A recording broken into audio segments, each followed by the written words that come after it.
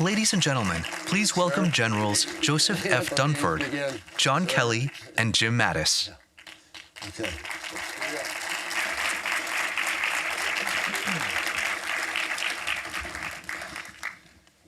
All right, this is better. This is the way it should be.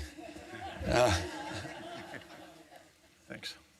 So welcome to this afternoon's session of The Military and a Democracy. We're fortunate to have three retired Marine four-star generals, each distinguished by a career of service to the nation. Collectively, they spent more than 120 years in uniform, and their contributions certainly have continued after they left active duty. I'll introduce them very briefly, alphabetically, and fuller biographical sketches are in your programs. General Jim Mattis served as NATO Supreme Allied Commander, Commander of U.S. Central Command, and as the 26th Secretary of Defense.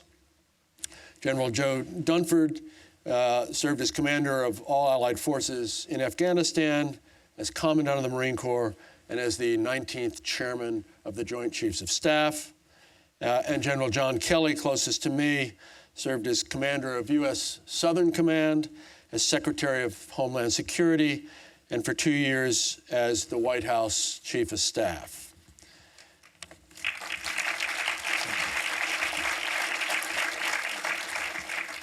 So if I could start with Archibald MacLeish, who was a poet, and he was the Librarian of Congress for a while. He told us that democracy is never a thing done. Democracy is always something that a nation must be doing. If we agree that there's this dynamic quality to democracy, what is the proper role of the military in that process? And has it changed over the past 250 years? I'm not going to call on you. It's not a class. You guys can chip in as you want. General Mattis, you start. I am going to call on you. He did call on you. Yeah, he said he's not going to call on me. I just got volunteered. The fundamental purpose is summed up in the oath: to support and defend the Constitution and obey the orders of the President of the United States. Basically, we're here to protect this great big experiment that we call democracy, and that can take us just about to the 7 seas and the different continents, whatever it takes to keep this great big experiment alive. And it's something we take the oath seriously, and we put it all on the line. And the person who's indispensable in setting that trajectory is General George Washington. His words, his example, they guide us to this day. Anybody else? I'm not sure we can add to that, Rick. I mean, that is the answer. Although I think the founding fathers also recognized that we needed the military to support and defend the Constitution, and at the same time, not be a threat to the American people, which is, of course, the tension at the founding. Yeah. General Kelly? Well, and this, agree with all that, but it's whatever else the nation needs from us. Whether it's helping the country recover from natural disasters, occasionally used for domestic dispute issues, that kind of thing. So, but it's the guiding light always is the Constitution. Unlike a lot of people, we're not academics, we're not lawyers. It's a very simplistic thing to say the Constitution. Don't get down and split hairs or whatever. It's the Constitution. It's the rule of law. And I think probably I speak for the other two gentlemen. A number of times in my career, I was told to do things that I had to get back into. Is this the right thing to do? Is this the legal thing to do? And then advised my bosses as to whether I thought it was a good idea or not. So, what's an example? Use of U.S. military people inside the United States. I will tell you that the U.S. military is very, very effective and leans forward in terms of, again, helping the population of our country in terms of hurricanes and things like that. We're very, very good at doing that. But I would tell you, in my career, as a young enlisted Marine, when I was a E2 20-year-old, trained up to come to Washington, D.C. during the draft riots in 1971. and all the way to when I was a major, about to take a unit that had just been used in LA, all within the law, but had just been used in Los Angeles in riot control. And although we were ordered to do it, it was legal and all of that, we hate doing those things because we don't sign up. It's fairly unique in our country. We don't sign up for the internal thing. We sign up to protect the away game, if you will. There are other people very capable of taking care of the home game, law enforcement, people like that. Sometimes you got to do it. But as I say, it's not something that from the youngest Marine all the way up to the generals, it's not something that we'd like to do. So sorry for being so long. Not at all. I should add, this is the first time I'm told the three of you have been together since you left uniformed service. Is that right? And also, you have the opportunity to submit questions as you have this morning, and we'll try and get to those later on. So there are a lot of folks now who fear that our democracy is imperiled, although there's no consensus about what that peril is or how best to counter it. Columnist George Will in yesterday's Washington Post wrote that right now is the most dangerous U.S. moment since World War II, more menacing than the October 1962 Cuban Missile Crisis. I wonder, you all have seen a lot in your time in public service. Do you share that sense of imminent peril, even to the country's foundation? Is it different from past threats? Rick, I think I'm not sure what David was thinking about when he said that. And if we put aside the external threats to our country, which arguably, Henry Kissinger described this as the most complex and volatile period since World War II. He said that in 2014, arguably only more so today. So put that aside for a minute. When I think about challenging times, I think about an issue that was touched upon this morning, which is trust. And trust in our institutions and how the American people feel. And not only trust in our institutions, but trust in each other as Americans. And a couple of the statistics, you've seen some of the survey data, but a couple of ones that really get my attention is that just a few years ago, 2010, 80% of the American people had high confidence in the U.S. military. That number is down to 62% today. 62% is significantly higher than all the institutions, but something's going on. It's 18% lower. Just 2 years ago, if you just took Republicans as a party, 92% of Republicans had high confidence in the U.S. military. 2 years ago, it's 68% today. And on, right? You've seen the results of the survey. So when I think about challenges to our country, I certainly think that's pretty close to the top of the list, Rick, is the lack of trust we have in each other, the lack of belief. And frankly, in some ways, and I suppose that's what we're here to talk about today, over the last today and tomorrow, both, is common cause, right? Common values, common beliefs, and we may disagree on how we are going to get where we're going to go, but we have always in the past agreed on where we are going. And so I think that lack of trust and perhaps lack of an agreement on the journey that we're on concerns me as much as anything. In that vein, some years ago when I was a 4-star responsible, United States Southern Command responsible for the Caribbean and South America, and that was mostly interacting with governments and all that. But I did a press conference, call it early 2014, and in the course of the press conference, I made the point that General Dunford had just made, that at the time, 80+% of Americans had trust in the U.S. military, admired the U.S. military, and in fact felt as though the U.S. military was the most admired and trustworthy institution in our country. And I'm not making a joke here, but one of the reporters took me on and said, is that good in a democracy? And I said, well, I think so, because the people trust that their way of life will be protected. I said, which is, I think, very concerning to me, was another figure, and that is the same people that are polled consider the U.S. Congress as the least admired, least respected organization, 9 to 13%. They haven't been over 13% in 40 years, something like that. So yes, I think that's a concern for me. You know, the old saying goes, we all love our congressman, our senator, but dislike all the rest of them. But the fact is, generally speaking, for a long, long time, American public has not had a lot of faith in our elected leaders, which, again, I think is dangerous. Sorry. General Mattis, got thoughts on this? I would agree. I don't want to repeat what was said, but once in a while you have to count your blessings. And here we sit with nearly 2.5 centuries of a military establishment that has never been a threat to the democracy. You can't say that in a lot of other countries.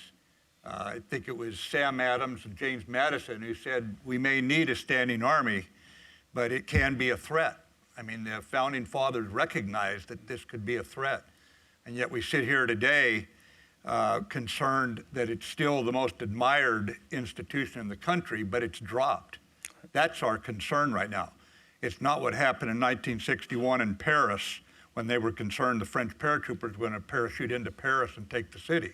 It's not what went on at, just this last year in unfortunate Israel, where some of their own officers refused to train under the government. That would never happen in our military. And the trajectory we were put on that put us in that position was set by George Washington, and it included, as you pointed out earlier, Rick, that the Congress didn't have to be good at its job. We'll be very blunt about it here. It's a democracy. It's hard work. It's noble work, but it's hard to make a democracy work. It was set up by the founding fathers to be difficult.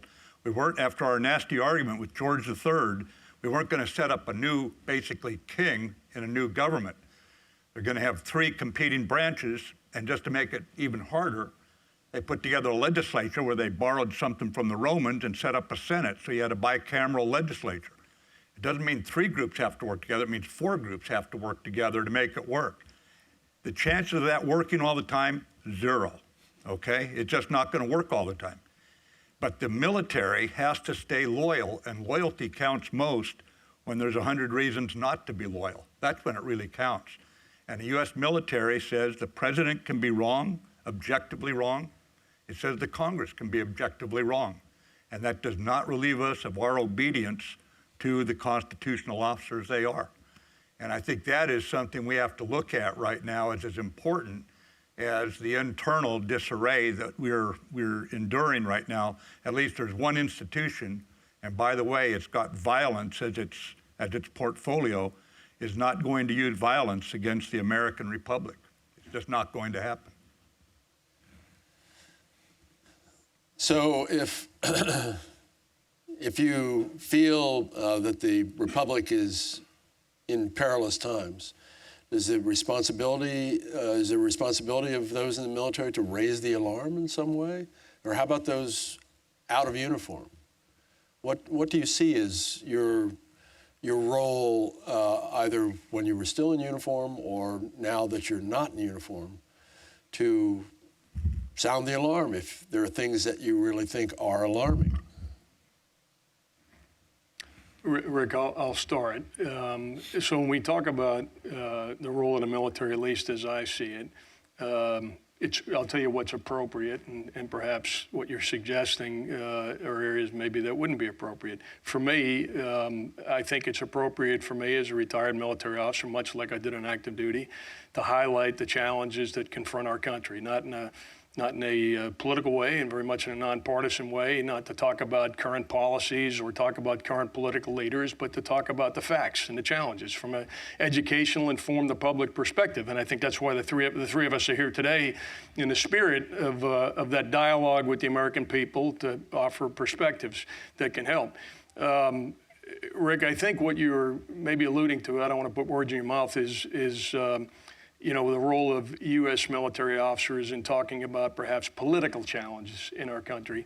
And frankly, in that regard, at least my own perspective is that that's an area that we cannot be helpful in. And so talking to the American people about our Congress and the functions of our Congress, or talking to the American people about the credibility or the performance of the President of the United States, or talking to the American people about a specific policy, those, I think, are issues best left to political debate and dialogue. And I think, we can be a voice that can be helpful, but we should recognize, again, speaking for those in uniform, that there's a military dimension of a broader problem. When I spent my last 4 years as a chairman, as Rick talked about, and I tell people, I never dealt with a military problem as the chairman of the Joint Chiefs of Staff. I dealt with strategic problems that either the Secretary of Defense owned or the President of the United States owned that had a military dimension. And so I feel like confident in speaking about the military dimension of these problems. I feel less is it appropriate for me to be talking about the non-military dimension of these challenges that are facing our country. And can you always separate one from the other? Look, I think we all have to make our own judgments. I certainly navigate that space every day, and quite honestly, I had to navigate it when I was on active duty. There's not obviously a clear line between the political, the word we use is nonpartisan, not apolitical. We all live in a political world. You're not apolitical. In my case, I still voted. Some people didn't. I still participate in the democratic process. But in a nonpartisan way. And I do believe, for me, it's always very clear what is a nonpartisan position to take on one issue or another. Yeah, one of the things that complicates our life when we're on active duty is because a man or woman in uniform has so much credibility. And oftentimes in that city north of us, I forget the name of it, Washington, a lot of those people don't have a lot of credibility. So a lot of times when you're a senior military officer, the administration that you're serving will come in and say, hey, we would like you to make a statement. And it would be a political leaning statement. And of course, people in uniform would, immediately, push back and say, that's really not my role. Another complication is, and we have to do this as part of our duties, when you go to Congress to testify, and you swear that you have to answer the questions, and you'll swear that you'll tell the truth, the whole truth. And then they will ask you very political questions that you dance around, and not a particularly good dancer, but you'll dance around, and then the next day you'll be criticized and oppressed for being a political person. But so they know what they're doing. But again, one of the things you learn as a military officer, I think, early on, senior military officer, is to engage the rest of not politically, but to engage the Congress. Go up there and talk to them, share things with them, not secrets, but just go up there, get to know the staffs and all that. So when the time comes, you can influence the way they're looking at problems, but at the same time not have to answer very political questions. It's very much a Washington approach to things, too. He did precisely that. Yeah. I mean, George, yeah. George, yeah. Yep. So the New York Times a few days ago had an article about businesses now building civics workshops and seminars and other programs on democratic values and principles in an effort to educate their employees. It includes sessions on the importance of voting, but also how to recognize the dangers of disinformation, conspiracy theories, hate speech. Does the military have similar programs? Did you encounter those when you were in the service? Should it? Look, with the military, your indoctrination, of course, begins on day one when you meet, in the Marine Corps case, for us, drill instructors who are not interested in your midlife crisis. And I remember my hair coming somewhere longer than now, down to my shoulders. And in the first hours, I'm sitting in a barber's chair, and I'm looking at a wall as I feel my hair being cut down completely off me. And there's these fierce-looking sergeants majors pictures of the battalion and the company and the base I'm at, and these fierce-looking officers with their sharp uniforms and their Prussian haircuts. I'm looking at them, and there's the commandant of the Marine Corps who ranks alongside the Pope in the Marine Corps. And up above them, in civilian clothes, is the President, Secretary of Defense, and the Secretary of the Navy. Right there, as I'm getting my hair cut, I'm getting a lesson in what is the role of the military and who are we subordinate to, that sort of thing. In the military, I'm a college graduate, and I've taken a class in constitutional law. I've taken a class in American history from our start up through 1865, from 1865 to present. In the old days, you had to take those kind of classes. And I don't recall anything said about civilian control of the military beyond those words in those classes. Whereas in the military, they actually give you hour-long classes as you're going through your training about what does it mean and how does it apply to you. And so the meaning of your oath is drummed back into you. Every time you're promoted, you take the oath again. You swear it again. Every time you're promoted, which for us was about 10 times, I think. You were expected to be cognizant and able to teach the young troops the same thing. And so it's part of our DNA in the military to have this sort of indoctrination, this sort of training, this sort of appreciation, I would call it. And how does it manifest on a personal level down there when you're actually out in the fleet and you're landing in Korea? And I still remember sitting around a campfire in Korea, up near the DMZ, with our, what we called ROK Marines, Republic of Korea Marines, and they were talking to us about it. They were, when I was a second lieutenant, a military dictatorship. That's all there is to it. They'd been born in the middle of a war, basically, and they hadn't found their way out yet. And for most of us who studied American history, we know our path to a democracy has not exactly been a smooth trajectory all along. So we didn't pull back from them, but we also didn't apologize about our system, and we advocated for it. We explained, you really don't want to run a country because you're responsible for everything then, you're not very good at it. So all we do is protect our country. And I had to speak slowly around the campfire because the Koreans who couldn't speak English, the Korean Marines who could understand English were translating to them what was going on. And you actually saw people nodding around the fire, you know, that sort of thing. That's the way it manifests internationally, down at the pedestrian level. So it's really something we're rather proud of, and the indoctrination continues right on through to the point that before going up on the hill and testifying, and frankly, it's not a pain in the neck to do it if you know what you're talking about. As Secretary of Defense, I would go up, I'd speak to the chairman before I went up. I'd clear what I was going to say with the Chief of Staff of the White House, General Kelly, and we would go up and talk, and it was very easy between us to understand which questions I would answer and which were properly for the chairman to answer. It really isn't rocket science if you've studied the Constitution and if you believe in it, you've internalized it. Not that hard. And Rick, I would just say that indoctrination and training that General Mattis spoke about, I just was looking at the title of this session, The Role of a Military in Democracy, and not 3 weeks ago, I spoke to a gathering of 3 stars at a course called Pinnacle. All of us have spoken to that course at one time or another, and this is where we bring 3 stars together from all of the services. It's really the last formal professional military education they get. And this was the subject of 2 hours, and it was about the role of the military in a democracy, how to navigate the challenging political times we find ourselves in, and the very topic that we just spoke about. How do you testify? How do you navigate between the executive branch of government, the legislative branch of government? How do you think about talking to the media when you're actually speaking to many audiences, our allies, our mothers and fathers, the congressional members, the executive branch of our government? So this is an education process that begins with that visual of sitting there and looking at the chain of command that clearly demonstrates the civilian leadership on the role above the military leadership, and continues on until individuals are attending their last form of professional military education some 35 years after that first haircut. You know, we don't have any, at least we didn't when I left, any formal classes about civics and all that. But I will say this in a couple of vignettes.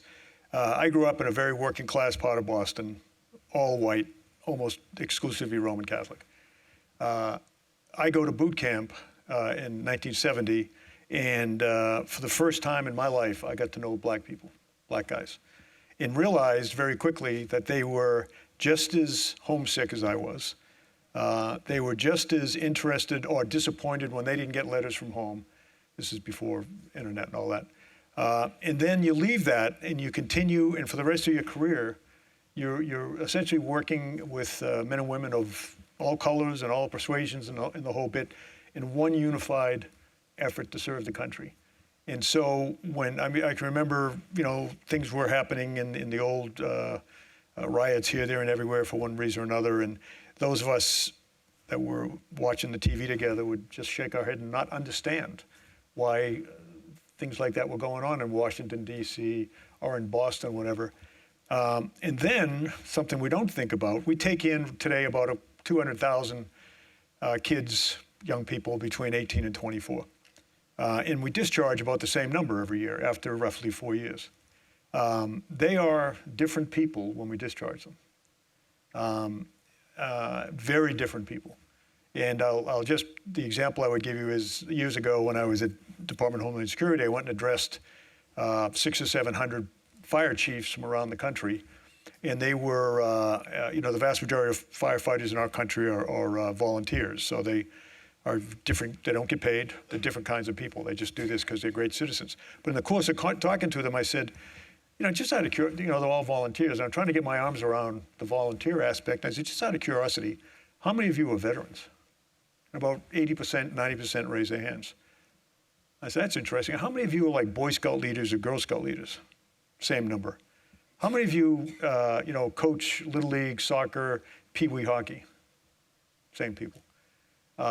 So that is not the role of the military in a democracy, but I would tell you those 400,000 people discharged every year have a positive impact on our society. Yeah. And it goes all the way back to the civil rights movement of the late 1940s into the 50s, goes further back in terms of the treatment of immigrants, because when you put people together in an organization called the U.S. military, and they endure things that are, for the most part, as you pointed out earlier on, kind of unimaginable, and then they come back out, they're different people. And they look at our society differently, they look at each other differently, and they understand each other like they wouldn't have had they not served.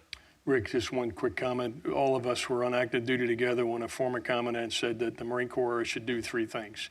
It should make Marines, it should win battles, and it should return the men and women that serve back home as better citizens. So we've actually had explicit conversations about the role and responsibility of the military in returning men and women, I think, more appreciative of democracy that they sacrificed on behalf of, and I think more aware of the role of the military, which gives you a broader education on the nature of democracy as a whole. That's a heavy rucksack. That is a heavy rucksack. Make Marines, win battles, and return men and women back as better citizens. Those are three pretty good things to do. If I could throw out one more thing here.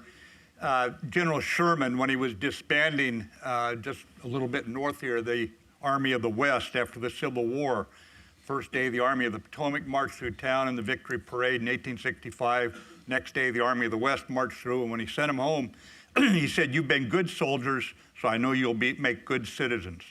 Now, that's not always the case. There's always someone that disappoints you. I'm reminded that Jesus of Nazareth had 1 out of 12, disappoint him, okay? Welcome to human nature. But some people have shown some concern that some of the people in the January 6th attack on our legislature, on the Senate, had served in the military.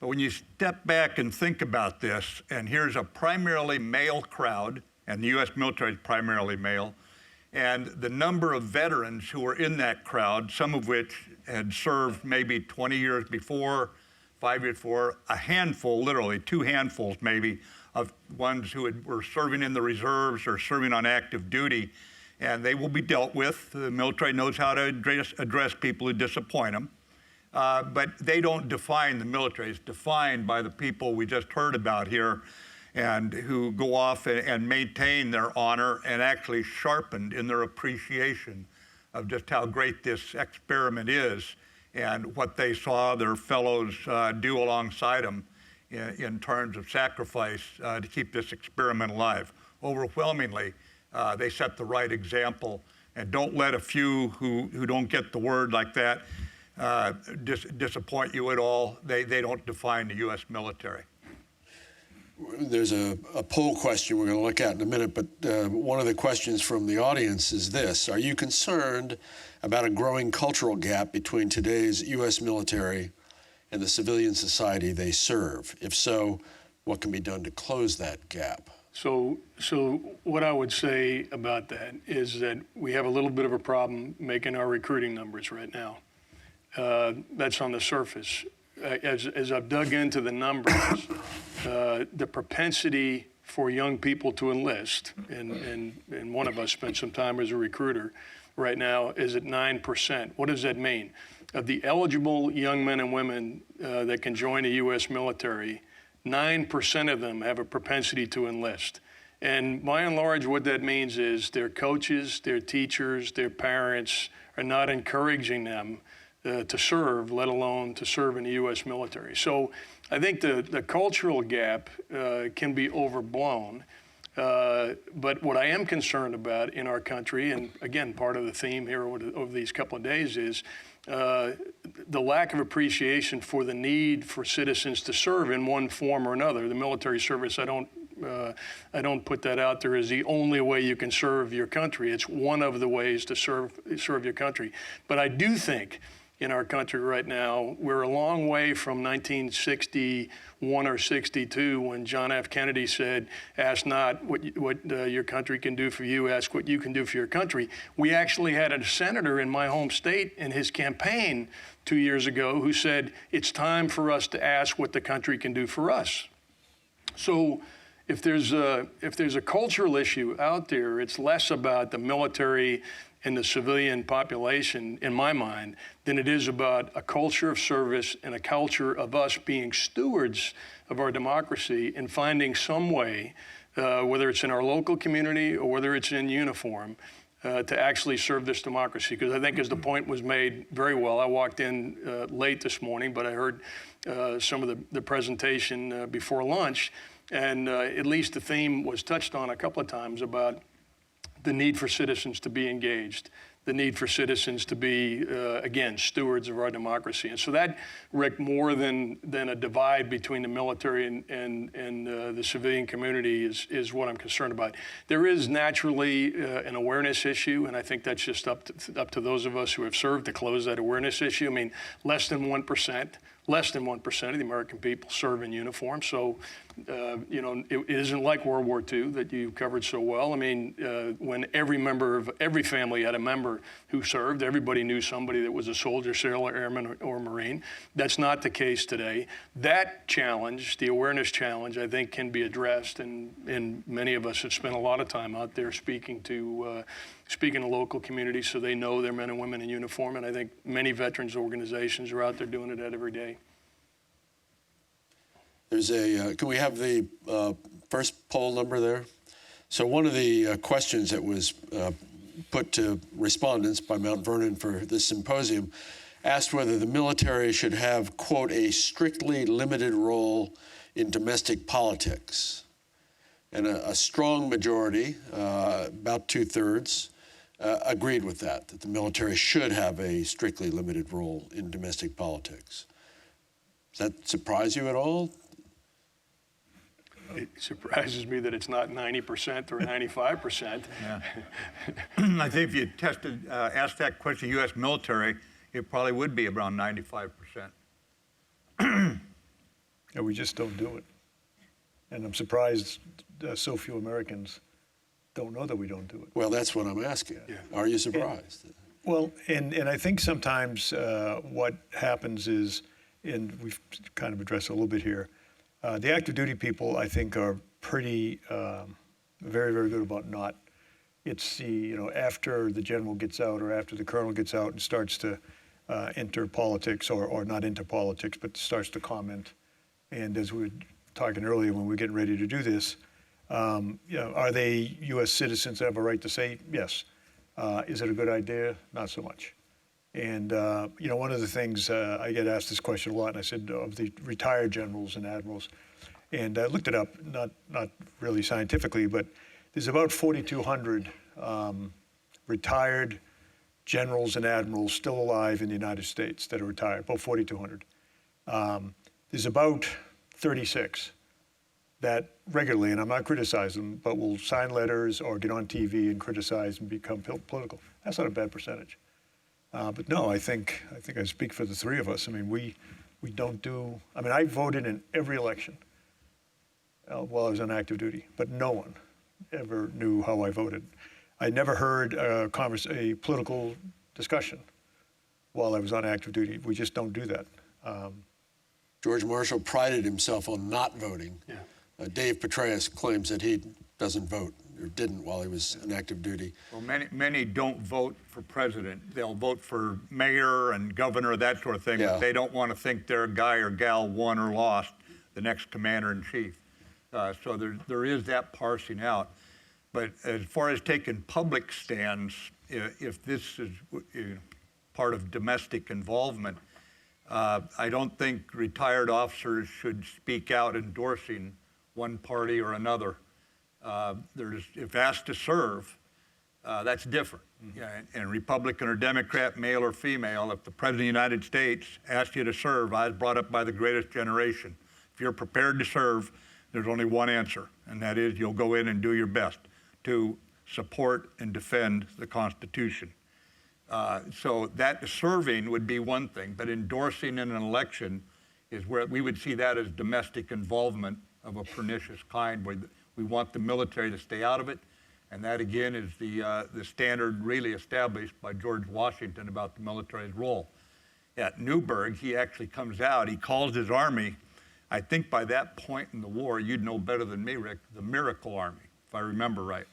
And at Newburgh, where the troops, they definitely had legitimate grievances. And he doesn't walk in and just chomp all over them for it, saying you shouldn't do this. He comes in and says, I understand that, but we're not going to act like a threat. He said that we are going to set our national character. We're on probation, and we do not want to set our national character in a ruinous way. So he saw the danger of even representing legitimate concerns as a military body. So I think this probably shows how the military would be way off the chart on one end of this, and maybe a little gap between us and the civilian society. But Rick, another thing that's been spoken about several times is education and civics. And for next year's poll, I'd rephrase the question and say, are you aware of the debate our founding fathers had about a standing army? And if so, explain what their concerns were. The answer, the same people, the 30% who didn't have concerns about a strictly limited role probably were not aware of that debate and concern, which is one that remains today. All right, Doug, you have your marching orders. So, General Mattis, you mentioned January 6th. Let's go back to that for a moment. There was an analysis by NPR earlier this year that estimated that 15% of the defendants who at that point had been charged in the insurrection had a background in the military or law enforcement, mostly former military, as you say, a few active duty defendants, including several active duty Marines. 15%, it's mostly a male crowd. According to the Census Bureau, only about 7% of all American adults are military veterans. What do you make of this? I mean, is there if 15% of those charged have some military or law enforcement background, does that bespeak a shortcoming by the military in civics lessons to those former soldiers, sailors, airmen, Marines? Should we care? Is it representative of the country, and therefore we should say, don't worry about it? I'm interested in your thoughts on this. Well, if you take the total numbers, I don't think it's representative at all.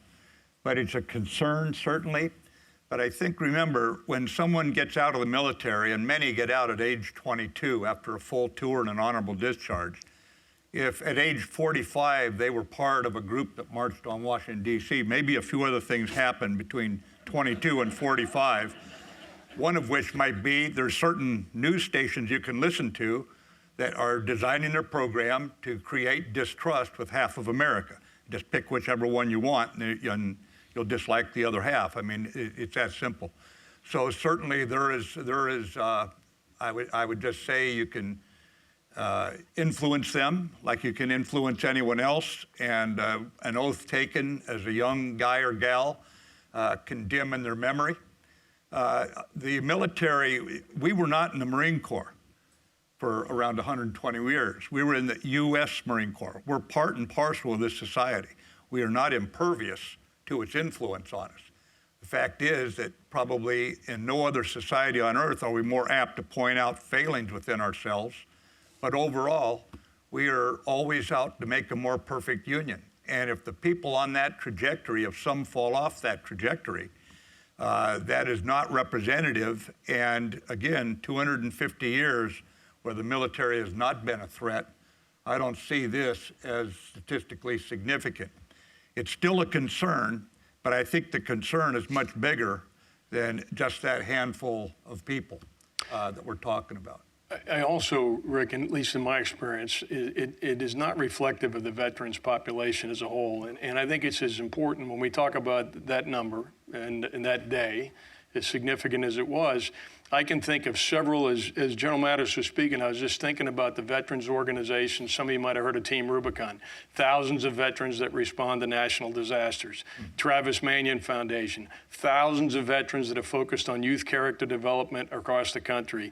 Team Red, White, and Blue. So there are thousands and thousands and thousands of veterans that are out there every day making contributions to the community and doing exactly what a good citizen ought to do. And I just think it's important that when we talk about veterans, we ensure the full context of who's out there in the conversation we're having. Because, Rick, you've met them when they're in active duty. You talked about your embedded time and the qualities that the vast majority of them demonstrated when they were in active duty.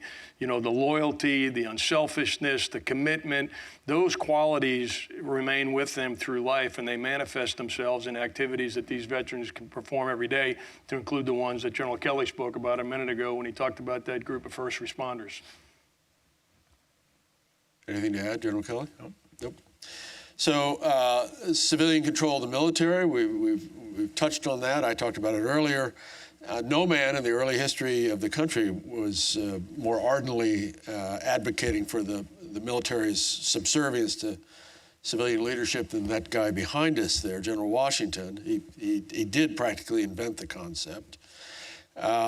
He was at pains to affirm this principle right through his resignation letter in December 1783, when he told Congress, having now finished the work assigned me, I retire from the great theater of action. The previous year, in May 1782, a Continental Army colonel suggested that the commanding general, General Washington, set himself up as a king. Washington severely rebuked him, saying, "You could not have found a person to whom your schemes are more disagreeable. If you have any regard for your country, concern for yourself or posterity, or respect for me, banish those thoughts from your mind." That's a rebuke. Now, I know the three of you fervently subscribe to this, but have you ever felt a tension between adherence to that principle and an existential threat to the democracy? Can you envision such a tension? And how is this sacred dictum passed along from generation to generation? It's part of who we are. I mean, oftentimes, and I'm not a Washington expert, other than I know a lot about the man and what he did. But people will say, you know, what's the greatest thing that George Washington did? In my opinion, he did it twice. He went home. All the other stuff that he did, unbelievable stuff that he did, took us to victory in the Revolutionary War, and then began to establish how to be a president when there was no guidebook for him to do it. All of that remarkable stuff, but he went home twice, and that lesson is a lesson that certainly people in the military understand, and I think has set the standard for politicians and military men and women since then. He went home. Wow. Rick, that was well said, but I would just say this, because you asked the question explicitly. I can't think of one time in my career where the issue of civilian control of the military was in doubt. I can't think of one conversation that I was ever involved in that would be inconsistent with Washington's words. I can't think of one incident, certainly in recent memory, where the issue was in doubt. This is quite amazing, don't you think? Over 250 years? Well, it doesn't happen everywhere. It's not an accident. It's The point we just made, it's not an accident. This is something I think we appreciate. And, we have an expression in the Marine Corps, we pass on such things as regiments hand down forever.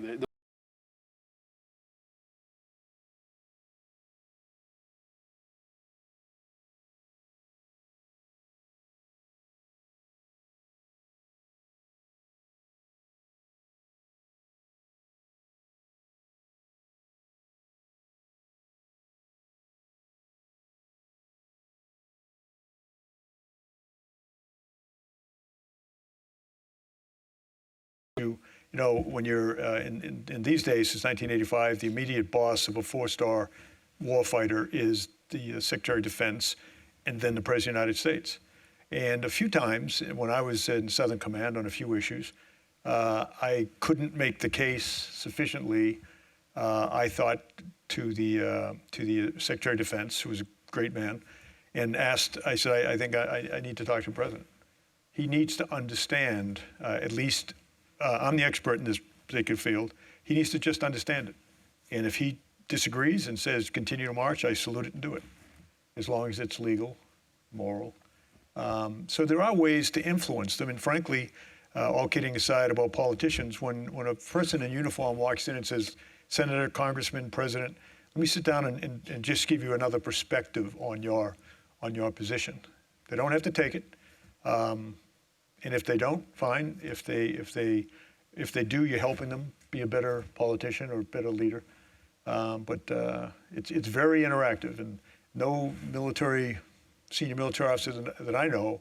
In fact, it's counterintuitive, really, to most societies that the American military senior officers, and that's a relative term, are very open to disagreement. In fact, one of the things about President Washington, then General Washington, was he allowed people to come in and disagree with him because he wasn't the expert on everything. And of course, he carried that into the presidency, which made him, and I think set a standard for what an effective president is. People, it's too big a job. You can't understand everything. But if you're open to people to come in and say, boss, I disagree. I had a staff officer, a lawyer down in Miami say to me one time, I wanted to do something that had to do with drug interdiction. And he said, sir, you have 5, 6 great ideas every day. I mean, 5 or 6 really good ideas. This isn't one of them. and then started telling me about the legal implications and all the rest. Hadn't thought of that. Thanks a lot. Did the SecDef accede to your desire to speak directly to the president? Absolutely. I mean, he's a great man, and he said, I can't convince him and his staff, come on up. And it wasn't confrontational. It was just, sir, Mr. President, this is another way to look at this issue. I lost. Rick, I'll share a story of how this plays out every day. My first Secretary of Defense and my last assignment was the late Secretary Ash Carter. And I had spent some time working on a fairly controversial policy issue. And in the event, I made a recommendation to him that was not consistent with the decision that he made. And we had a full-throated conversation and dialogue about it. And the next day, he was going out to make a press conference, make a statement to the media. And his chief of staff said, hey, I want you to stand out there and be part of this dialogue, or be part of the press conference. I said, I'm not going to do that. I said, the secretary is making a political decision, which as soon as the press conference is over, I will be 100% in support of. But he's making a political decision. I'm not going to be, no, I want you to be there. So I went up to see the secretary. Secretary said, I fully understand that position. I appreciate that position. That's exactly what we'll do. And by the way, I had given him 6 or 7 reasons why the decision he was making ought to be at least maybe considered a different way. And he said, in all of those points you made, I'll make sure in implementation they get addressed. And so I wouldn't, it isn't just within the military, I think we're open to dissent. all the secretaries of defense I work for, I had ample opportunity to say, this is kind of where I come at this thing from. The difference is I came at it, as I emphasized earlier, from a military dimension of a problem that was a bigger issue. And so the secretary took on board in that particular case my military recommendation, and he made a policy decision. And then the next day, all of us in uniform stopped talking about the debate was over, the dialogue was over, and we implemented the decision. And that's exactly what happened. It happens every day like that. Would you like to elaborate on the specifics? No. No, I don't. I actually don't want to talk about the specifics because that decision, as I pointed out, Rick, has been made. Yep. The debate is over.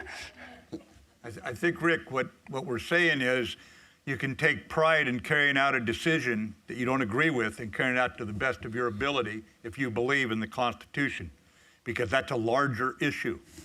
And we're not shrinking violence. We will not allow what George Kennan calls the treacherous curtain of deference to come down where you know they're going into the wrong decision in your military judgment and not speak up.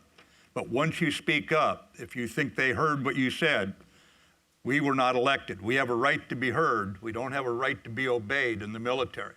And we will be very blunt about our advice. We don't have to dress it up. It'll be done respectfully because that's the way we do things. But at the same time, we will carry out the orders at the bottom line. And I cannot think of an example of when we were unable to do that. A single one. And there have been, I think many of you are aware of some of the public disagreements where the military said, we don't agree with X, and we were ordered to do it, and we did it to the best of our ability. And right here, we were in the same units at times carrying out those orders, and we did it to the best of our ability. This issue, my predecessor was General Marty Dempsey, and good friend. And before I took my final assignment and we were in the process of transition, we were talking about this very topic. I'm looking at the sign here that you all can't see the role of the military in democracy. And he said, Joe, we have a statutory responsibility to provide military advice to our political leaders. It's in the law. It's in our job description. He said, I'm finishing up my 4 years in this assignment, and I've looked and looked and looked, and nowhere can I find a statutory responsibility for any political leader to listen to us. And the only reason why they will is they trust us. They trust that the advice is nonpartisan. They believe we have no agenda other than helping them achieve the political objective that they've articulated, and that we're competent. And those are things that we have an obligation to bring into that unequal debate or unequal dialogue between political leaders and those of us in uniform, which is 100%, again, the touchstone of all that is the words of George Washington that we started this section with. Here's a question from Patrick Sparrow, who's the librarian of the George Washington Library here. What was the biggest leadership challenge you faced while serving in both the military and outside it? It's a small question.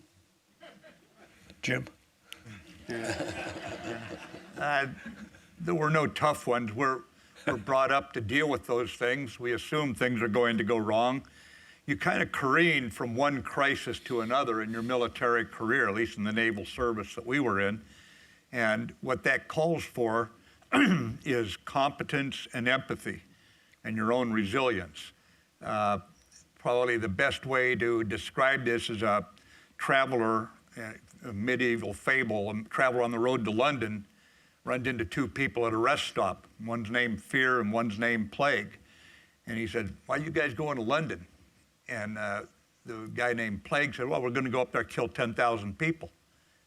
And he looks at this scrawny little guy and says, you can do that? He says, oh no, I can only kill 100. And he points at Fear, he's going to kill the rest. We deal all the time as leaders where we have got to absorb fear and exude hope and a faith in the Constitution and what we're doing. That's our job, and it's done with competence and empathy. That's the way you've got to do it, because crises are crises, and oftentimes we've been through 100 crises by the time we make colonel, and sometimes the civilian leaders have not been through that outside of their own personal life or something. And so what you have to do is have respect for them and the perils they're facing as they're trying to learn things you learned as a 21-year-old second lieutenant with 40 sailors and Marines underneath you who are counting on you to be very competent and understand they're scared to death where they're going and they're going to go. And I think if you keep that mentality, it builds respect for those above you and who have been elected, who are serving in the constitutionally appointed Senate-confirmed positions, who just may not have the background. But again, your job is to educate them as best you can, and you just take it on. It's not hard to do once you have a little empathy for their position and recognize, that was once me. Maybe I've been a little younger. The military is a wonderful teaching organization for very young leaders, but it doesn't create an arrogance unless you've lost touch with the humility that should come with a commission in the U.S. military. Tough leadership challenges in uniform or out? I'll dial it down to the tactical level because it just flashed in my mind. So mine, you'll remember well, about 20 years ago, I was in charge of a regimental combat team. We had about 7,500 Marines. And then CG of the 1st Marine Division, General Mattis, ordered us to an attack and seize an airfield that was about 40 kilometers away. We took some casualties on the way. We accomplished the objective. And then he called me and said, yeah, you need to come back to where we started that morning.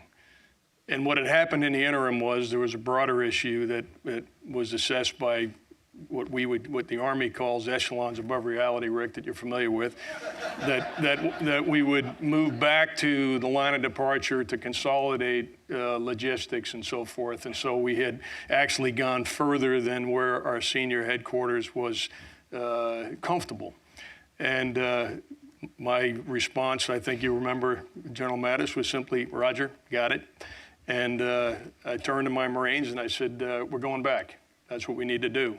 And they all, I think there was a little gritting of teeth, but there wasn't much said. Everybody get back in their vehicles and we went back from where we started. And only after we got back did we then have a conversation. I didn't ask why when the first radio call came, nor did I share with my Marines and sailors the why. We had something we were told to do. We're going to go do it. We'll have a conversation about that later. But that day is 20 years ago, and it sticks in my mind because whenever you ask somebody to go in harm's way to do something, and then you immediately tell them, "Hey, never mind, we're going to go back." It's a tough thing to do, and I suspect that call was no easier for the commanding general of the 1st Marine Division to make than it was for me to get. Yep. But you can see why, for me, Rick, it was not a tough day. Because down through the chain of command is a degree of trust that can act like a shock absorber when you get something like that, and it's just a cheery, well, maybe not a cheery, aye, aye, sir, but you do it, and you just count on it. I ordered to attack Fallujah against my advice. We attacked, we're deep inside the city, and we were ordered to fall back again. Yep. And I still remember a young blonde-haired kid, filthy dirty, with a machine gun over his shoulder, falling back, and a camera shoved in his face. And don't you feel he's all of probably 19 years old, and you've had this terrible fighting, you've lost some of your buddies, you've got the enemy on the run, now you're ordered to fall back, and isn't this terrible? And you must feel terrible. How do you feel, Marine? He's a slow-talking lad from down south. He just turns around and looks at the camera. He's got a machine gun over the shoulder. He said, doesn't matter. We'll just hunt him down somewhere else and kill him. And turned around and walked off. Now that blunt language is probably not polite company. You don't repeat it too often. But my point is that all the way down through, there were captains and lieutenants and sergeants and corporals who kept that lad's spirit in the game. And you think what George Washington had to do, defeat, defeat, defeat. Valley Forge, the Congress goes home, doesn't order enough money for blankets. And yet somehow he has that intimacy with his troops, that fondness and affection that they feel for him, that is the bread and butter of all good commanders. And I can just call a colonel and say, pull back 7,500 men who just fought and cleared that area. And somehow the center holds. The center holds all the way through. Yeah, it goes without saying the hardest thing you do is to send them out there. knowing full well some of them will be killed or seriously wounded, but you do it. That's why you see us collectively pounding the desk in Congress to recruit the best people, to get the best equipment, to get the best training for them, because that's the difference between life and death on the battlefield. But the hardest thing you do is tell them to saddle up, get on the vehicles, and go out to take Fallujah or Iwo Jima or Way City. That's the hardest thing. And that's not something everybody can do, to give that order, to live with that consequence. It's really hard. Right. So Washington Post columnist Max Boot last month invoked all three of you, called you Trump's generals. He said Trump's generals need to warn voters that he is unfit to serve. He quoted General Kelly's statement to CNN describing Trump as a person who has no idea what America stands for. He says of General Kelly and General Mattis particularly, simply issuing statements is not enough. They need to go on TV and on the stump to get the message out. He also quotes you, General Mattis, as speaking your mind about former president. What do you think of this? I mean, this is pretty direct language from Max Boot, prominent conservative columnist. You paying any attention to it? Is it? Well, I didn't know he said that, but then I don't follow.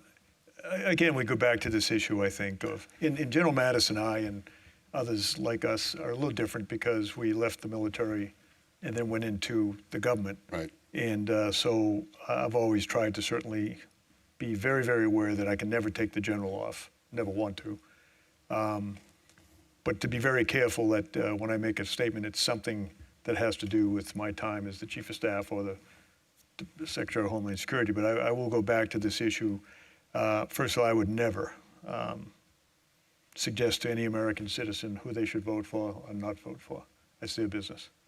But they should be made aware of all of the factors and all of the things that go into a particular candidate. I do think, and I've talked to this many times, I do think we need to step back. And George Washington, again, being the man that set the, I've oftentimes asked if this guy or that guy was qualified to be President of the United States, and I've always very quickly said no. And there's this gasp in the room. I said, but listen, no one is qualified to be President of the United States, with the exception of Washington, because he had nothing to go on. He was making it up as he went along and did a pretty darn good job.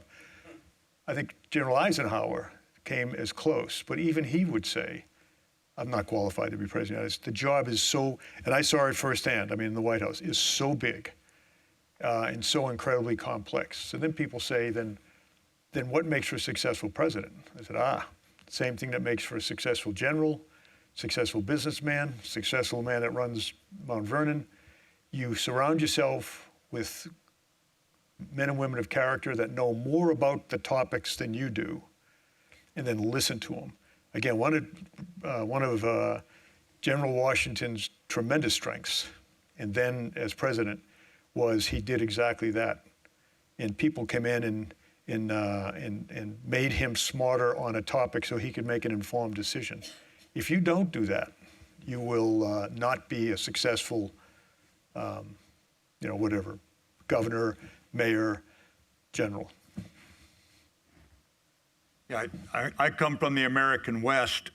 I resigned from that administration. Out West, we say actions count louder than words. I'll just leave it at that. So Rick, just from a military officer perspective, here's what I believe. In the last press conference that I conducted in my last assignment, I was asked to comment about President Trump. And I said, I'm obviously not going to answer that question to the reporter. And I said, and I want you to understand something. I'm not going to comment on it after I take off my uniform either. You introduced us today as General Mattis, General Kelly, General Dunford. That's just the way it is. And when you speak, and I'm very sensitive and aware of this, when you speak, whether you're in uniform or no longer wearing a uniform, you still represent the institution.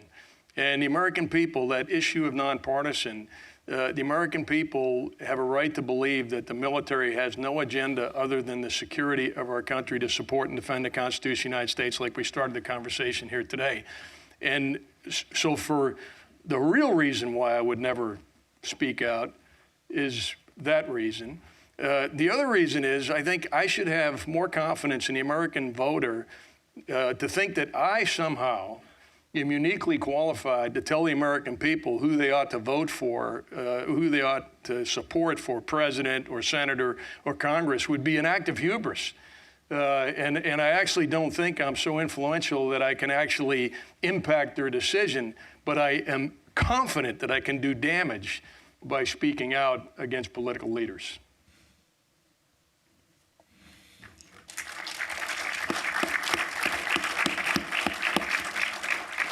So we're coming close to the end of our time here, but I wanted to ask you about this. Robert Gates, whom each of you know well, former head of the CIA, former Secretary of Defense under George W. Bush and Barack Obama, in a much-discussed recent article in Foreign Affairs, referred to the United States as a, quote, dysfunctional superpower. He said that China and Russia firmly believe the United States is in an irreversible decline, as made evident by what Secretary Gates called growing isolationism, political polarization, and domestic disarray. And he added, dysfunction has made American power erratic and unreliable, practically inviting risk-prone autocrats to place dangerous bets with potentially catastrophic effects. Do you all agree with Gates's assessment? It's pretty dire. And if so, what's the military's proper role in reversing that dysfunction?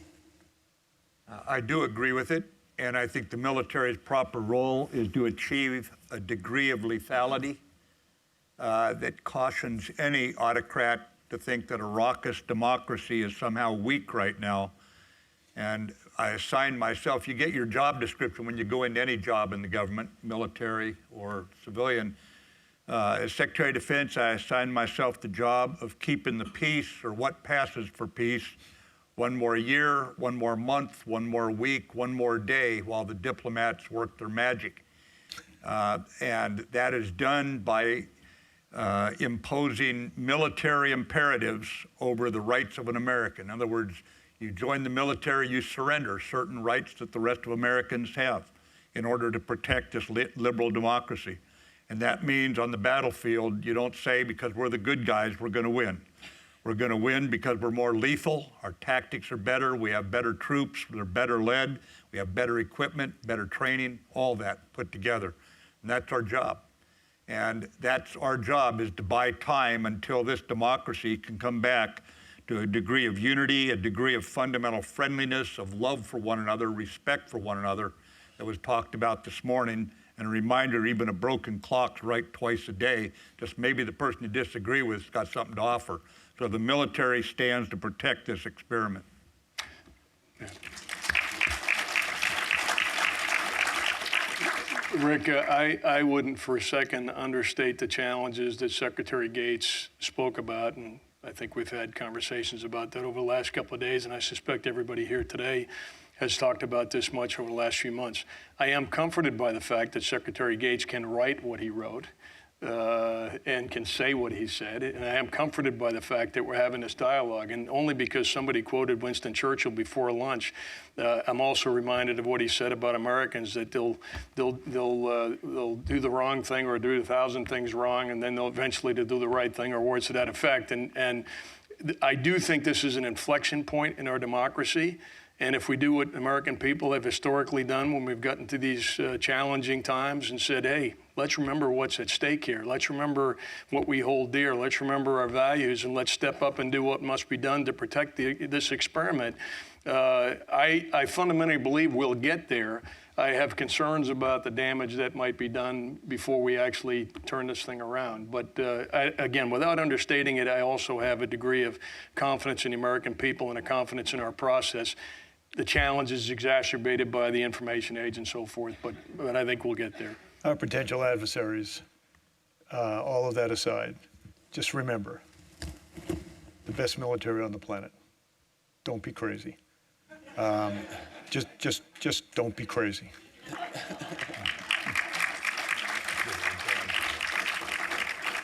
All right, three great Americans. Please join me in giving them a big hand.